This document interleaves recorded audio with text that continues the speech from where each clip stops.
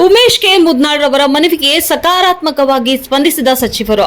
Railway ಖಾತೆ ಸಚಿವರಾದ V ಸೋಮಣ್ಣಗೆ ಕೋಲಿ ಸಮಾಜದಿಂದ ಮನವಿ. ಕೋಲಿ ಸಮಾಜದ ರಾಜ್ಯ ಸಂಘಟನಾ ಕಾರ್ಯದರ್ಶಿಯಾದ ಉಮೇಶ್ ಕೆ ಮುದ್ನಾಳ್ ಹಾಗೂ ಸಾಮಾಜಿಕ ಹೋರಾಟಗಾರ ನೇತೃತ್ವದಲ್ಲಿ ರೈಲ್ವೆ ರಾಜ್ಯ ಖಾತೆ ಸಚಿವರಾದ ವಿ ಸೋಮಣ್ಣನವರಿಗೆ ಸಪ್ತಪದಿ ರೆಸಾರ್ಟ್ನಲ್ಲಿ ಮನವಿ ಸಲ್ಲಿಸಿ ಮಾತನಾಡಿದ ಅವರು, ಯಾದಗಿರಿ ಜಿಲ್ಲೆಯಲ್ಲಿ ರೈಲ್ವೆ ನಿಲ್ದಾಣವಾಗಿ 1 ದಶಕವೇ ಕಳೆದಿದ್ದು, ಸ್ವತಂತ್ರ ಸಿಕ್ಕಿ 78 ವರ್ಷ ಗತಿಸಿದ್ದು, ಜಿಲ್ಲಾ ಕೇಂದ್ರವಾಗಿ 14 ವರ್ಷಗಳು ಕಳೆದರೂ ಕೂಡ ಕೆಲವು ಎಕ್ಸ್ಪ್ರೆಸ್ ರೈಲುಗಳು ನಿಲುಗಡೆ ಆಗುತ್ತಿಲ್ಲ.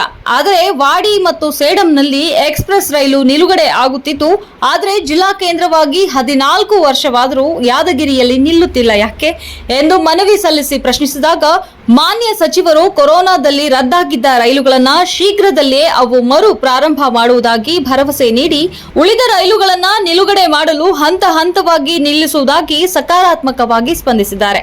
ನಂತರ ಉಮೇಶ್ ಕೆ ಮುದ್ನಾಳ್ ಅವರು ಮಾತನಾಡಿ, ನಾವು ಈ ವಿಷಯವಾಗಿ ಸುಮಾರು ವರ್ಷಗಳಿಂದ ಹೋರಾಟ ಮಾಡುತ್ತಾ ಮನವಿ ಸಲ್ಲಿಸುತ್ತಾ ಬಂದರೂ ಸಂಬಂಧಪಟ್ಟ ರಾಜಕಾರಣಿಗಳು ಹಾಗೂ ರೈಲ್ವೆ ಇಲಾಖೆ ಅಧಿಕಾರಿಗಳು ಸ್ಪಂದಿಸುತ್ತಿಲ್ಲ.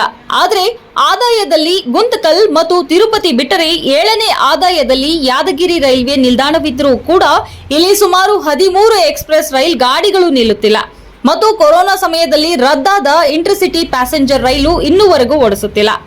ಸಂಬಂಧಪಟ್ಟ ಸಚಿವರಾದ ತಾವು ಅತಿ ಶೀಘ್ರದಲ್ಲೇ ಎಲ್ಲಾ ಎಕ್ಸ್ಪ್ರೆಸ್ ಗಾಡಿ ನಿಲುಗಡೆ ಜೊತೆ ಬಂದ್ ಆದ ಇಂಟರ್ಸಿಟಿಯನ್ನ ಪುನರ್ ಪ್ರಾರಂಭ ಮಾಡಿ ಈ ಭಾಗದ ಪ್ರಯಾಣಿಕರಿಗೆ ಅನುಕೂಲ ಮಾಡುವುದರ ಜೊತೆಗೆ ಯಾದಗಿರಿ ರೈಲ್ವೆ ನಿಲ್ದಾಣವನ್ನ ಮೇಲ್ದರ್ಜೆಗೇರಿಸಿ ಹೈಟೆಕ್ ನಿಲ್ದಾಣವನ್ನಾಗಿ ಮಾರ್ಪಡಿಸುವುದರ ಜೊತೆಗೆ ರೈಲ್ವೆ ನಿಲ್ದಾಣದ ಸ್ವಚ್ಛತೆ ಜೊತೆಗೆ ಶೌಚಾಲಯಗಳು ಹೆಚ್ಚಿನ ರೀತಿಯಲ್ಲಿ ನಿರ್ಮಾಣ ಮಾಡಲು ಅಗತ್ಯ ಕ್ರಮ ಕೈಗೊಳ್ಳಬೇಕು.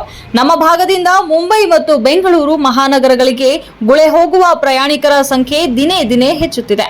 ಆದ ಕಾರಣ ಎಲ್ಲಾ ರೈಲು ಗಾಡಿಗಳಿಗೆ ಹೆಚ್ಚುವರಿಯಾಗಿ 2 ಜನರಲ್ ಬೋಗಿಗಳನ್ನು ಹೆಚ್ಚಿಸಿ ಈ ಭಾಗದ ಗುಳೆ ಹೋಗುವ ಕೂಲಿಕಾರರಿಗೆ, ಬಡ ರೈತರಿಗೆ ಅನುಕೂಲ ಮಾಡಿಕೊಡಬೇಕೆಂದರು.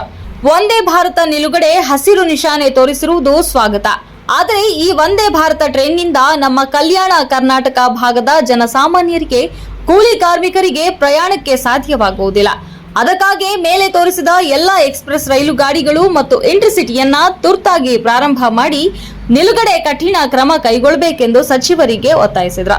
ಇದೇ ಸಂದರ್ಭದಲ್ಲಿ ಹನುಮಂತ ಅರಕೇರ, ಜಿ ವೆಂಕಟೇಶ್ ಯಾದಗಿರಿ, ನಾಗಪ್ಪ ಪೋತಾಲ್ ಯಾದಗಿರಿ, ಆಂಜನೇಯ ಬೆಳಗೇರಿ, ಬಾಬು ಖಾನ್, ಅಹಮದ್ ಅಲಿ, ಮಹಮ್ಮದ್ ಇಮ್ರಾನ್, ಚಂದ್ರು ನಾಯ್ಕಲ್, ಪ್ರವೀಣ್ ತೋರಣತಿಪ್ಪ, ದುರ್ಗಪ್ಪ ಕೌಳೂರ್, ಬನಶಂಕರ ಯಲ್ಹೇರಿ, ಸಾಬಯ್ಯ ಗುತ್ತೇದಾರ್, ಶರಣು ನಾರಾಯಣಪೇಠ, ಶರಣು ಜೋತೆ, ಲಕ್ಷ್ಮಣ ಜಿನಕೇರಿ, ಭೀಮರಾಯ ಗಣಪುರ್, ರಫೀಕ್ ಪಟೇಲ್, ಮಹಮ್ಮದ್ ಇಮ್ರಾನ್, ಅಕ್ರಮ ಸಗರಿ, ರಫೀಕ್ ಪಟೇಲ್ ಸೇರಿದಂತೆ ಅನೇಕರು ಇದ್ದರು.